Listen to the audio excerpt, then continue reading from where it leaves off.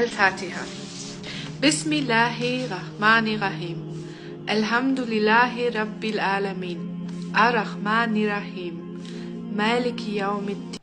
நேர்கள் அனைவருக்கும் அஸ்ஸலாமு அலைக்கும் வரஹ்மத்துல்லாஹி வபரகாத்துஹு. உங்கள் மீது சாந்தியும் சமாதானமும் உண்டாகட்டும். ஒரு காலத்தில் அமெரிக்கா போன்ற நாடுகளில் இஸ்லாம் பற்றி பேச்சு எடுத்தாலே அது ஒரு தீவிரவாத தன்மை உள்ள ஒரு மார்க்கம் என்றுதான் அதிகமானவர்கள் விமர்சித்து தள்ளி இருந்தார். ஆனால் அந்த சூழ்நிலை இன்று தலைகீழாக மாறியிருக்கிறது. குறிப்பாக இந்த புனிதமிகு ரமலான் மாதத்திலே அதிகமான கிறிஸ்தவ சகோதர சகோதரிகள் நோன்பு வைத்த நிலையில் இருக்கிறார்கள் என்பதும் குறிப்பிடத்தக்க ஒரு விடயம். அந்த வகையில் அமெரிக்காவினுடைய உள்ளூர் மாடல் அழகியான மெர்குயின் ஒரு முக்கியமான ஒரு விடயத்தை பகிர்ந்திருக்கிறார். இஸ்லாமியர்களின் புனித மாதமான இந்த புனித ரமலானிலே புனித இஸ்லாமிய மார்க்கத்தை மெல்ல மெல்ல படிக்க ஆரம்பித்திருக்கிறேன். இப்பொழுது நான் நோன்பு வைத்திருக்கிறேன். ஒவ்வொரு நாளும் சஹர் செய்கிறேன், இஃப்தார் செய்கிறேன்.